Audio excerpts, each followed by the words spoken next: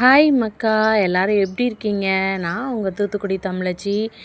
இன்றைக்கி வந்து சண்டே சூப்பராக போயிட்டுருக்கு. இன்றைக்கி எங்கள் வீட்டில் என்ன சமையல் அப்படின்னா, சிக்கன் கிரேவி வச்சு ரசம் வைக்கலாம் அப்படின்னு சொல்லி பார்த்துருந்தேன். பட் ரசம் வேணாம் அப்படின்னு சொல்லிட்டாங்க. அதனால் ஒரு இதே சிக்கன் கிரேவி வச்சு எக் ஆம்லேட் போட்டு சிம்பிளாக முடிச்சாச்சு இன்றைக்கி சமையல். இதுதான் நம்ம சேல்ஸுக்கு வச்சுருக்கோம் ஃப்ரெண்ட்ஸ். நம்ம குழம்பு மிளகாய் தூளும் இருக்குது, நம்மக்கிட்ட தனி மிளகாய் தூள் இருக்குது, சிக்கன் மசாலா இருக்குது. வேணுன்றவங்க வாங்கிக்கோங்க. இன்றைக்கி இதை வச்சு தான் நம்ம சமைக்க போகிறோம். ஓகே, வாங்க நம்ம வீடியோக்குள்ளே போகலாமா? எல்லாருமே நம்மளுடைய மசாலா வேணும் அப்படின்னா வாட்ஸ்அப் நம்பர் கொடுக்குறேன். அந்த வாட்ஸ்அப் நம்பருக்கு உங்களுடைய ஆர்டர் ப்ளேஸ் பண்ணிக்கோங்க. சரிங்களா?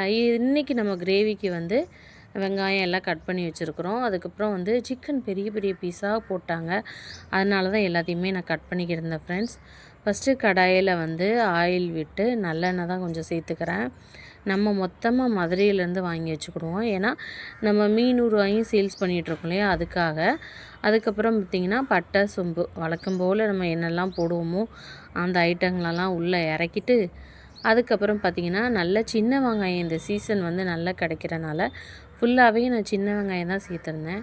ஏன்னா சின்ன வெங்காயம் சேர்க்கும்போது உங்களுக்கு டேஸ்ட்டு கொஞ்சம் நல்லாயிருக்கும், அல்டிமேட்டாக இருக்கும். அதுக்காக தான். நம்ம கிரேவிக்கு வந்து அரைச்சும் செஞ்சுக்கலாம்.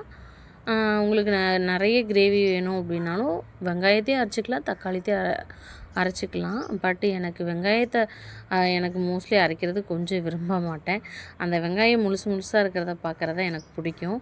அதனால் தக்காளியை மட்டும் கொஞ்சம் நம்ம அரைச்சி வச்சுக்கிட்டோம். 3 தக்காளி கிட்ட. நல்ல வெங்காயம் கொஞ்சம் நல்லா வதங்கணும். நல்லா ப்ரௌனிஷ் ஆனதுக்கப்புறம் 2 பச்சை மிளகாய் சேர்த்து வதக்கிட்டு தக்காளியை சேர்த்தாச்சு ஃப்ரெண்ட்ஸ். நம்ம தக்காளியை சேர்த்ததுக்கப்புறம் பார்த்திங்கன்னா சிக்கனை உடனே போட்டுறக்கூடாது. அந்த பச்சை ஸ்மெல் மாதிரி இருக்கும். நம்ம கட் பண்ணி போடுறதுக்கும் தக்காளியை அரைச்சி ஊற்றுறதுக்கும் அதுதான் வித்தியாசம். நல்லா வந்து இந்த பார்த்திங்களா பிரிஞ்சு அந்த தக்காளி நிறமே மாறணும். கொஞ்சம் மஞ்சள் பொடி சேர்த்து நல்லா வதக்கி விட்டுட்டேன். நல்லா அந்த தக்காளி எல்லாமே வதங்கினதுக்கப்புறம் தான் மற்ற பொருட்கள் எல்லாத்தையுமே நம்ம சேர்க்கணும் ஃப்ரெண்ட்ஸ். அதுக்கப்புறம் பார்த்திங்கன்னா இஞ்சி பூண்டு சேர்த்தேன். இஞ்சி பூண்டு சேர்த்ததுக்கப்புறம் நல்லா வதக்கி விட்ருங்க. உங்களுக்கு சிக்கனுக்கு தகுந்த மாதிரி நீங்கள் சேர்த்துக்கோங்க எல்லாமே குவான்டிட்டி. நான் வந்து இன்றைக்கி 1/2 கிலோ சிக்கனுக்கு செய்கிறேன். எங்களுக்கு 3 பேருனால நான் கொஞ்சம் கம்மியாக தான் போதும். ஏன்னா அன்றைக்கே நாங்கள் சாப்பிட்டு அன்றைக்கே காலி பண்ணிடுவோம். 2 மறுநாள்லாம் எங்கள் வீட்டில் யாருமே சாப்பிட்றது கிடையாது. மோஸ்ட்லி சிக்கன் வந்து உடம்புக்கு நல்லதும் கிடையாது. அதுக்காகவே நாங்கள் மறுநாள் வந்து எடுக்கிறதும் கிடையாது. நல்லா வந்து வதக்குனதுக்கப்புறம் நம்ம சிக்கனை பெரிய பெரிய பீஸாக இருந்துச்சு. சரி, ஓகே கிரேவிக்கு தானே அப்படின்னு சொல்லிட்டு 1, 2 பீசஸ் இருக்கட்டும்னு போட்டாச்சு ஃப்ரெண்ட்ஸ். அவ்வளோதான்.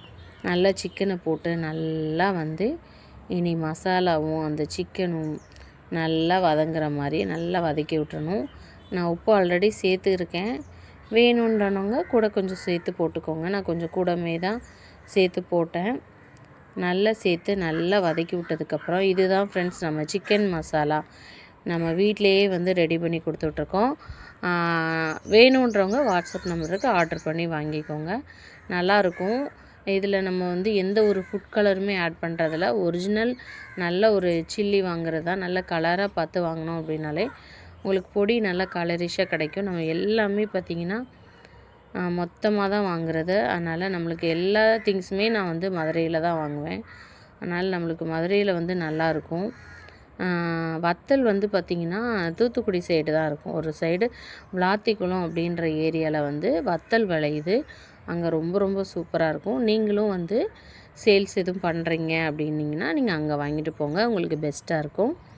அப்புறம் பார்த்திங்கன்னா கடைசியாக அந்த எண்ணெய்லாம் பிரிஞ்சு வந்ததுக்கப்புறம் மல்லி தூவி நம்ம வந்து அவ்வளோதான். ஃபைனல் டச்சிங் இது தான் ஃப்ரெண்ட்ஸ். ரொம்ப நேரம் நம்ம மசாலா அது இதுன்னு கொதிக்க வைக்கக்கூடாது. அந்த சிக்கனும் மசாலாவும் ஒன்றா வெந்ததுக்கப்புறம் நம்ம அடுப்பு ஆஃப் பண்ணிட வேண்டியதான். அதுக்கப்புறம் பார்த்திங்கன்னா ஆம்லேட் போட்டாச்சு ஃப்ரெண்ட்ஸ். எங்கள் வீட்டில் எப்போவுமே சிக்கனுக்கு ஏதாவது ஒன்று இருக்கணும். சிக்கன் பொரிக்கல ஃப்ரெண்ட்ஸ். ஒரே சிக்கன்ட்டு எனக்கு விருப்பம் இல்லை பொரிக்கிறதுக்கு. அதனால் ஒரே கிரேவியை வச்சுட்டு ஆம்லேட் போட்டுக்கலாம் அப்படின்னு சொல்லியாச்சு. அதுக்காகத்தான். இதில் வெங்காயம் கட் பண்ணி கொஞ்சம் மல்லி இலை இதெல்லாம் சேர்த்து நம்ம வந்து மிளகுத்தூள்லாம் போட்டு ஆம்லேட் போட்டாச்சு. நம்ம வீட்டில் உள்ள வாழை இலையில் சாப்பிட போகிறோம் ஃப்ரெண்ட்ஸ்.